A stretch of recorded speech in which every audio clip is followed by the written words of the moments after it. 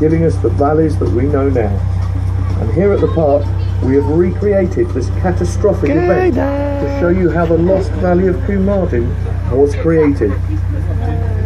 Luckily for us, our dinosaurs survived, but watch out, you may get wet.